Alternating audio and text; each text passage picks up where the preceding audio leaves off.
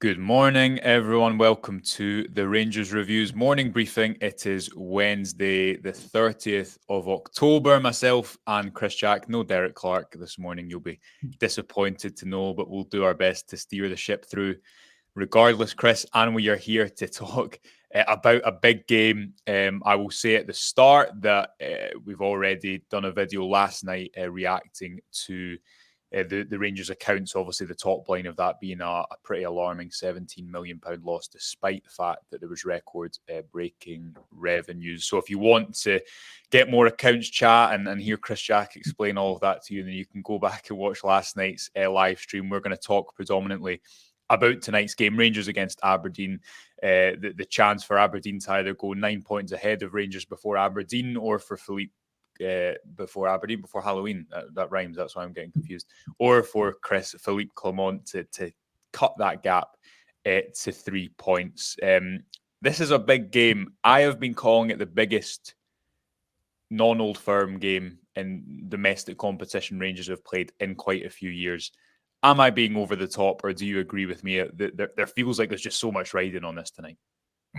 Talking about the accounts last night, talking about the football this morning, I really get all the fun jobs on here, don't I? I have struck it lucky with the accounts in Aberdeen double header. This is a huge game for Philippe Clement.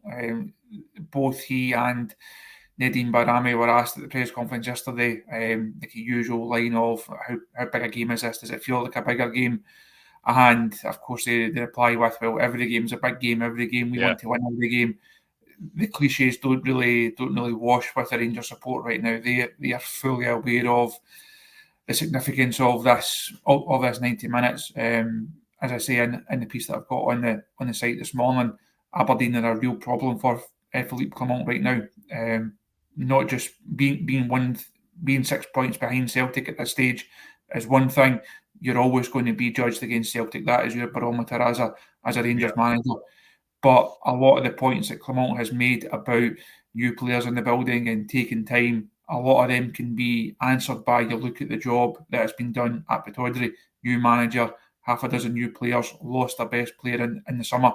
Now, again, as is in that piece, I think there's context to it. Perhaps an idea that Aberdeen are overperforming, and that as games go on, as the weeks and months go on, that might level out. I would still be surprised if they are serious title contenders over the course of the campaign.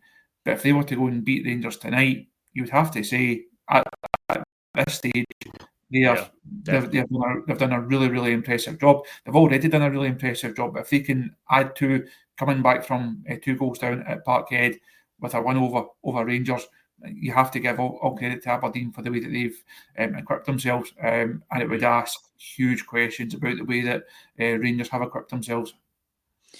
Yeah, right. We're going to get into all the big talking points this morning, namely the fact that, as you say, Chris, Aberdeen have had this really impressive start, and that, I think, makes life difficult for Clement, who has been, I guess, pleading for patience to a degree. And we'll also get to our teams later, so if people want to send in the starting 11 they think should take to the field at Pittodrie tonight, they can do so in the comments, and we will try to get through some of those. We'll get through some comments first and foremost. Andy says he is very nervous about tonight, to be honest. Wick Warrior suggests it's a sliding doors moment. I totally agree with that.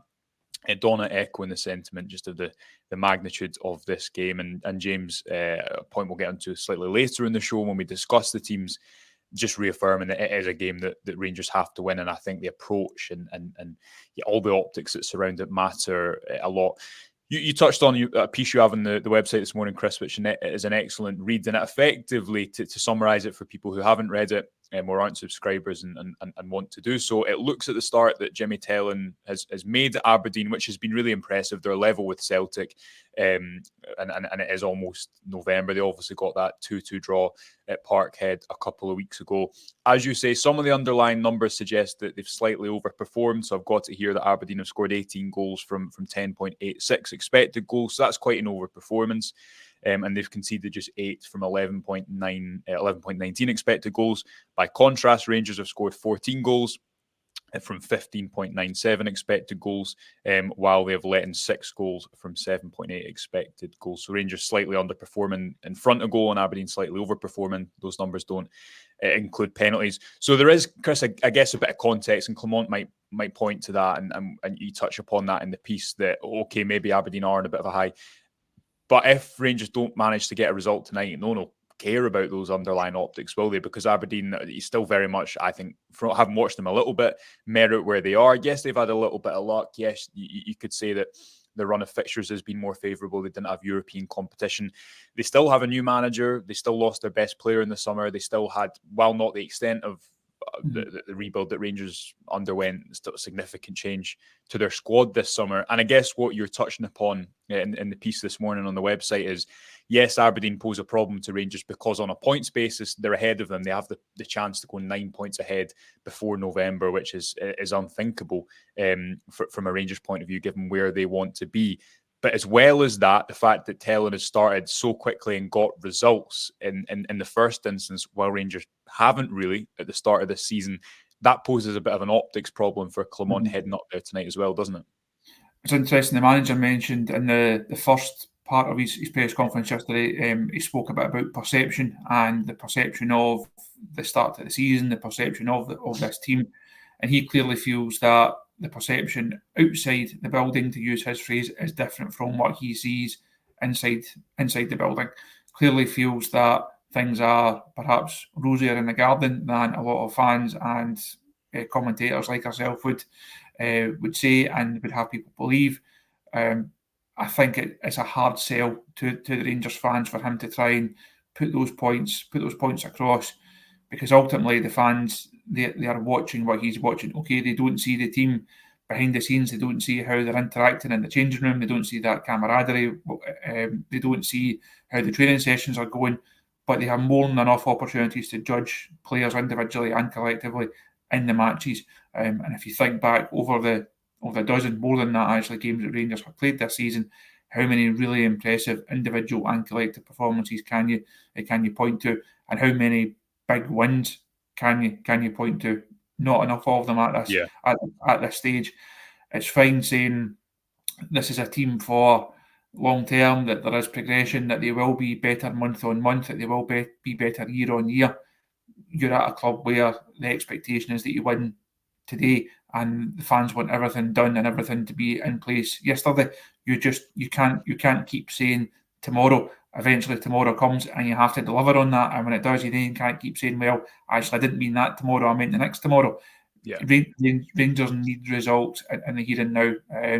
I don't think either of us are overly optimistic about a title challenge this season, about Rangers going on and potentially actually having a proper crack at Celtic for the title. So falling 9 points behind Celtic at this stage of the season, you'd imagine they pick up their victory tonight. Falling 9 points behind Celtic at this stage, in the grand scheme of things, is it actually going to make a difference come the end of the season? Probably not, because I don't expect Rangers to be champions anyway. If they fall 9 points behind Aberdeen, I mentioned them being a problem earlier on. That is a problem, because how do you then? It's one thing not beating Celtic. It's a very different situation to find yourself actually in a fight for second, and you can't give Aberdeen at this stage. Yes, it's only a quarter of the way through the season, as the manager referenced yesterday. Can't really be giving Aberdeen a 9 point head start on you. So yes, we believe that their form will perhaps tail off. They'll have injuries, they'll have suspensions, there will be all the different things that come into a campaign. They will drop points. I don't see them being able to maintain this form. But even if they could maintain it for another dozen games, that then leaves Rangers with a hell of a lot of work to do to try and claw that back.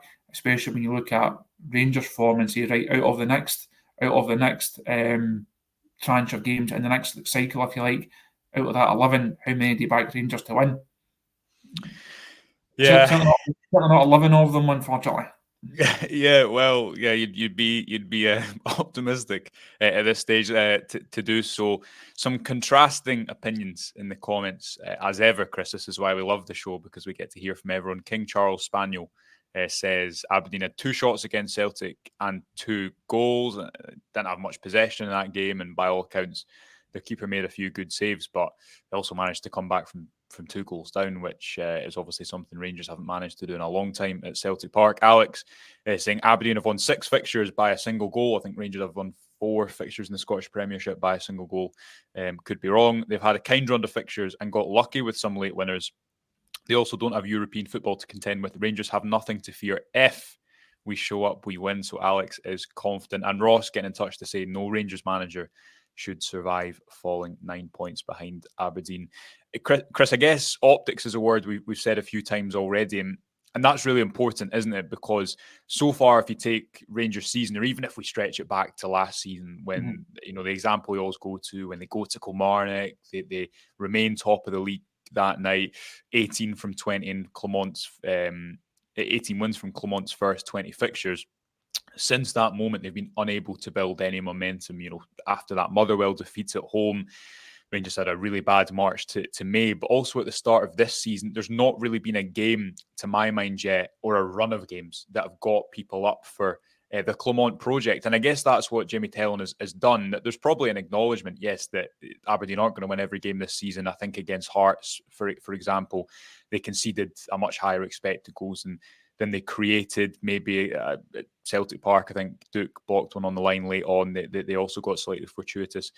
But you buy yourself that good fortune when you do get the results. And that's what, because, okay, Rangers maybe have had a more difficult fixture run, maybe they've had European football to contend with, they still, you know, have had more than enough to perform better in a lot of games. The Kilmarnock game, for example, regardless of what starting 11 you had in that game, the performance I thought was really abject. And because of that, because Rangers haven't had the results, the performances, if you have the performances but not the results, you maybe buy yourself a bit more time because people can see what you're doing and can believe that will turn long term. If you have the results, though, then you're getting the points on the board, and that's ultimately what matters. So again, just to, I guess, reiterate that point, that is why it feels to me like so much rides on this game tonight. Because if Aberdeen, for example, were to go and put in a good performance and beat Rangers tonight, then the view from the outside is, here's a manager who's coming on a smaller budget, has had less time in the job, and is 9 points ahead. Whereas if Clement is able to get a result tonight, and we're kind of talking, I realise as if that's totally impossible. It's not. It shouldn't be by any means.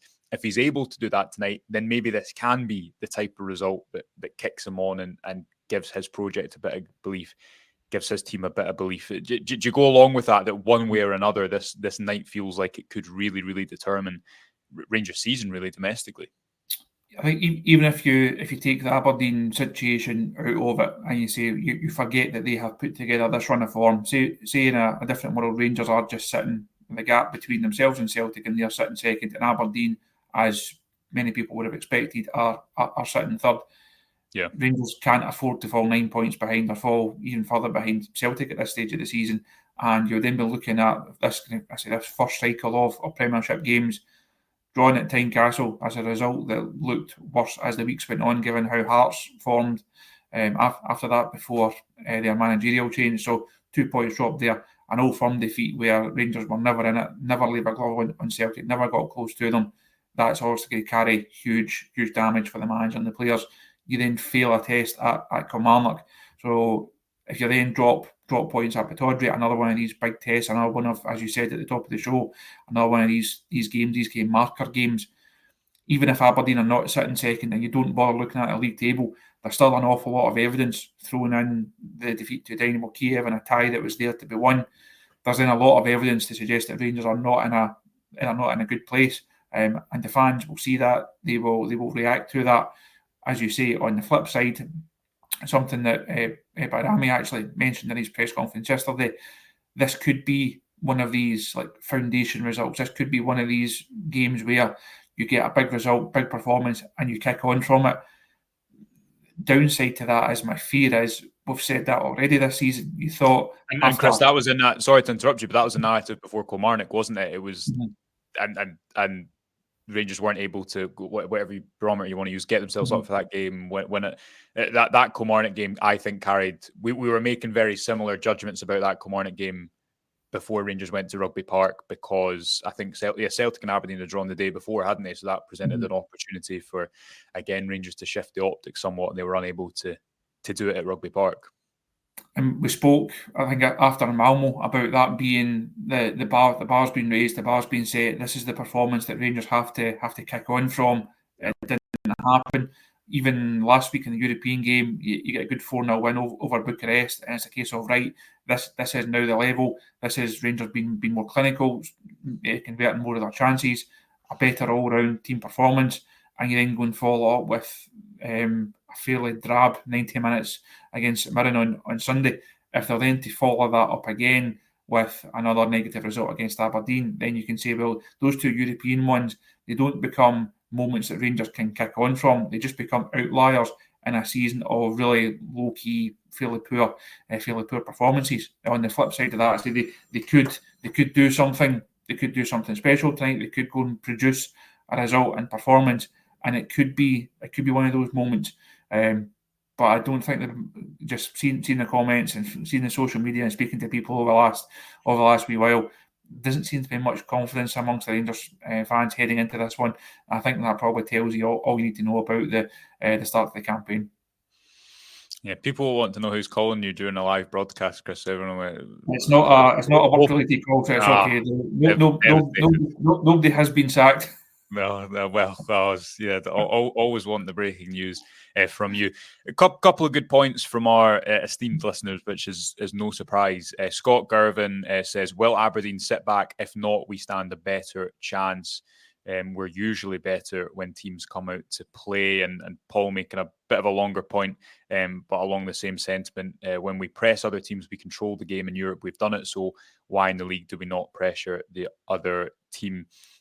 That's a good point, Chris, because generally, if you could, it's not quite a black and white debate. If we turn it into a black and white debate, when teams don't press Rangers, when they sit off them, like Kilmarnock did to a degree, and when they ask them the question, can you set the tempo? Can you create a lot of high value opportunities? The answer is often no. In European competition, when the game, instead of being in a low block, when the game's in a mid block and there's space behind and the opposition pressure a little bit more so you can play through a press as opposed to just trying to break a team down, Rangers generally look better. I think that's fair to say. I don't think many people would disagree with that. Could that be an advantage, therefore, if Aberdeen, Pittodrie tonight will have a big atmosphere? Aberdeen fans will, of course, be desperate to see their team continue this win and run and see their team remain or extend their leads ahead of Rangers heading into November. Could that play into Rangers' hands if Aberdeen are a little bit more aggressive and therefore it becomes a little bit more of an end-to-end game? I think it could do, but only if Rangers then have the quality to actually capitalise on that. Do they have? We've spoken a lot about the final third over the course of the campaign, and do they have enough goals? Do they have enough creativity in this side? I think we both agree that Tierney, I know it will come on to our teams. I think we both agree that Tierney will play. He's someone who is in good goal scoring form. Bayrami mentioned that in his presser yesterday. He would like to add more goals and assists. There's then also the Dessers question in terms of what Cyril Dessers turns up and what he's able to do. So I think Rangers, you could find that Rangers are able to create more chances tonight, but do they have the quality? Do they have the composure in those big moments to actually take them? We talk about when teams come to Ibrox. I think St Mirren on Sunday was the ideal reference, if you like. If that chance from Olasanya goes in early on, the one that just goes by the far post, that takes the sting out of any atmosphere and creates a very different mood round about Ibrox. You mentioned the atmosphere at Pittodrie tonight. If Rangers can score early and score first, that then asks different questions of Aberdeen and then asks different questions of the fans, all of whom are going to be really confident, really buoyant, really looking forward to this.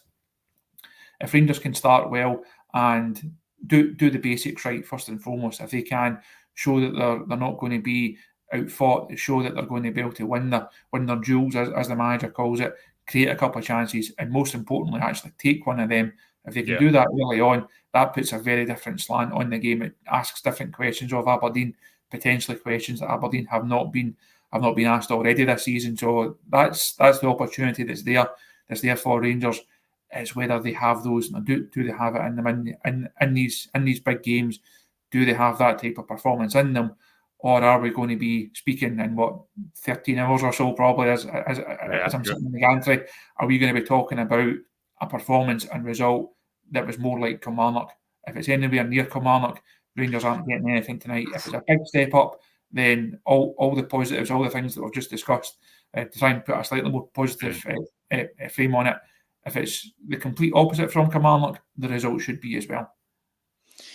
Yeah, we'll get to our teams, and if people want to send in their teams, we'll read out some of those as well. But before we do that, Chris, let's talk about some of the maybe positive aspects or what Clement might be optimistic about individually heading into tonight's game. He in the second part of his press conference, he referenced the fact that it was when he was being asked about the St Mirren game, and he actually admitted that he'd had a specific meeting with the defence. You asked him about his decision he has at centre half tonight, but he had a specific meeting with the defence discussing the moments. I can't remember the exact phrase he used. You might be able to, Chris, but effectively saying St Mirren were able to create specific moments over and over again. So Clement met specifically with the defence to try and correct that, if you will. I'd imagine that was specifically into relation to when Robin Proper was getting turned. Obviously, Castle Weirjo came in and solidified that. But he also pushed back a little bit on the perception of the St Mirren game, and he said, look, if you take the game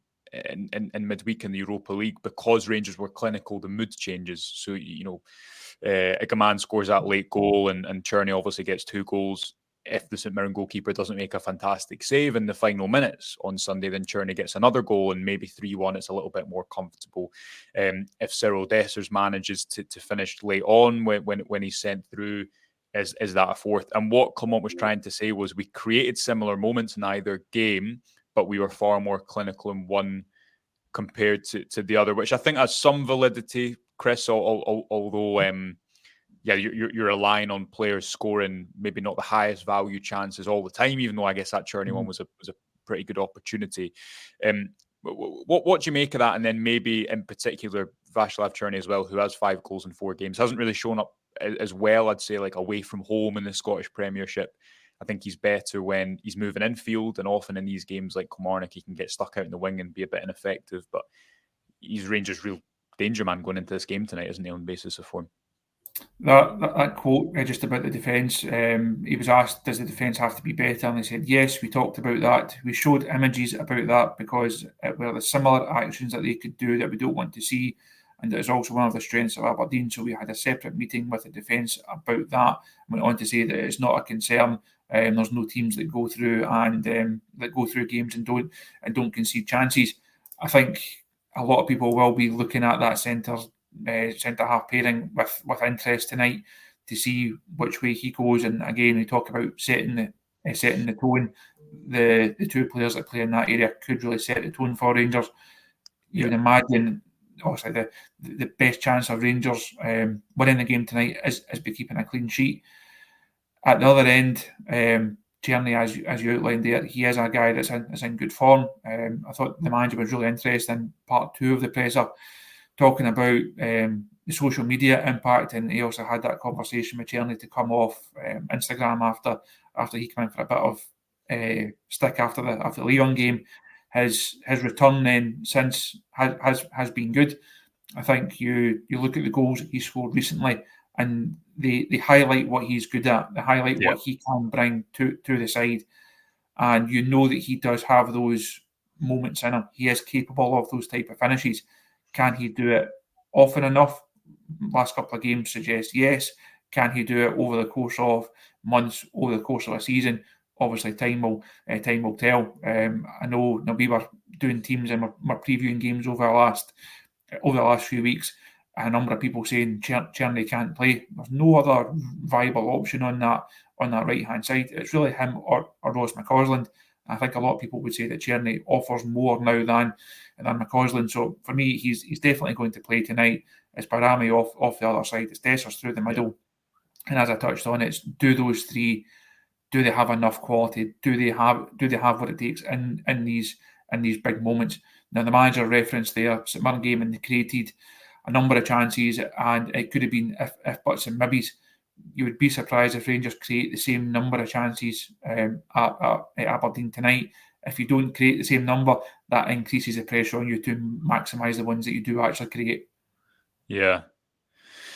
Yeah, no, you're right, Chris. Right, let's get to teams before we round up. I'll pull up yours first. Now, you were mentioning me before we came on air, Chris, that obviously we don't really differentiate between saying if these are the teams that we think we'd like to see Clement pick or we think Clement will pick. Or mine's in the middle.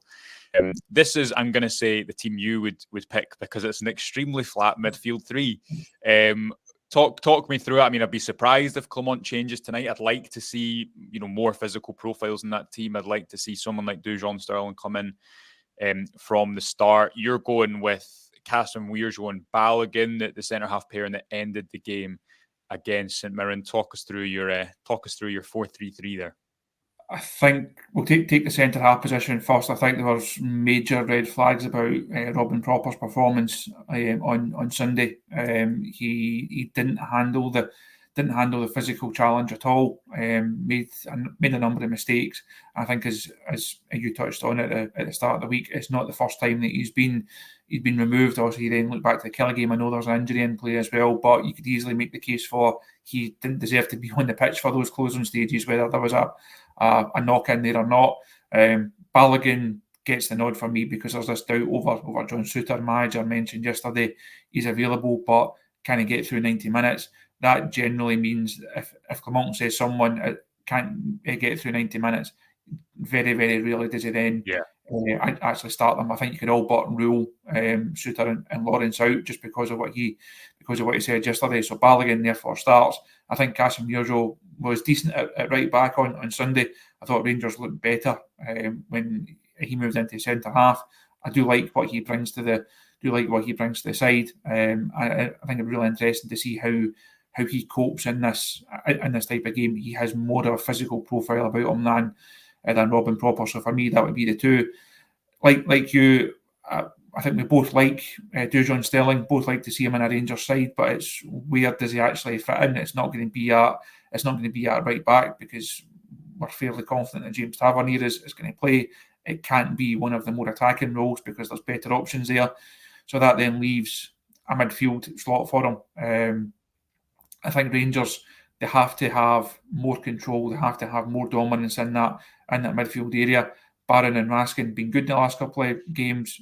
Raskin especially, he definitely deserves to start. Conor Barron, the manager, spoke about him yesterday, going back up to Pittodrie and handling all of the occasion, if you like, and he doesn't have any fears in that regard. Overall, he's a decent start to his Rangers career. He'll be really looking forward to this one, and I think he'll want to start. So it then comes down to, do you stick with the system and do you go with Diomande or Lawrence as 10, or do you go with someone like Sterling just to give you a bit more of a physical profile, a bit more legs, a bit more energy to give yourself a foothold in the game? That might not necessarily be the team that finishes the game or that wins the game, but I think that's the team that gives Rangers the best chance of getting themselves into the match. And you then maybe get to an hour or so, and you're then looking at Lawrence to come off and give you whatever he can, looking at Diomande to come in and give you something a bit different. And Sterling is probably the one that then makes way, but I think for me, he should be in with a shout for a start. But as you said before we started this segment, the team that we like to see and the team that we think the manager will play are very different things. Yeah, no, I've kind of gone for a mixture in between before people shout at me, but this is the most realistic team I'm going for tonight. I'm not sure if Balogun will start. He started on Thursday night, didn't he, Chris? He did. I'm losing track of Rangers these days, but Cassim Weirjo hasn't played left centre back. However, I think he's looked pretty unflappable. I think it'd be a big call if Clement started Proper over Cassim Weirjo, although Proper, I don't think he's had a bad couple of games. He's not as bad a player as people are making out, but he's had a couple of difficult games. Cassim Weirjo has had a good impact. I think it's as simple as play who's in form there, play someone who's a little bit more pace. He's played at left back. He's comfortable on the left side. He looks composed. John Souttar, if he's fit, will most likely come back into that defence. I think he's the first pick at centre half. James Tavernier definitely comes back in. So that's the back four I'm going for. In midfield, I agree with you. If Dujon Sterling is fit, he should play somewhere in this Rangers team, although sometimes I think the system, as we've suggested, Chris, because that doesn't really change, that maybe doesn't leave as much as an obvious place for some players.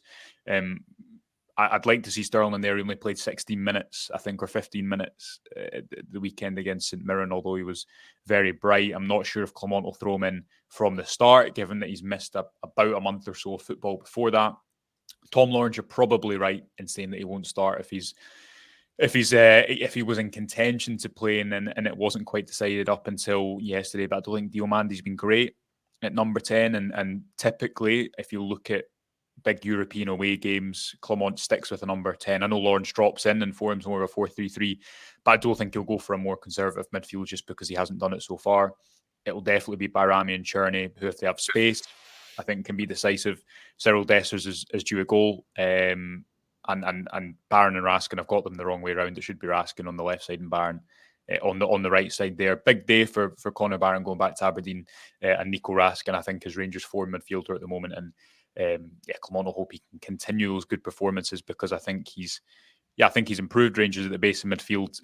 But we shall see. We'll be live before the game tonight, folks, and after to preview and react to what is a really significant game in the Scottish Premiership and the context of Rangers season. Until then, thank you to everyone for joining us. Thanks to Chris, who's away up to Aberdeen. Loads of coverage to come for you on the Rangers Review. Please, if you're not subscribed on YouTube and you watch this video, do subscribe and give us a thumbs up. Really helps us if you can do both of those things. And you can subscribe to the website as well by clicking in the description for all the best Rangers content daily. But until then, thank you for joining us. We'll speak to you tonight. Have a good day.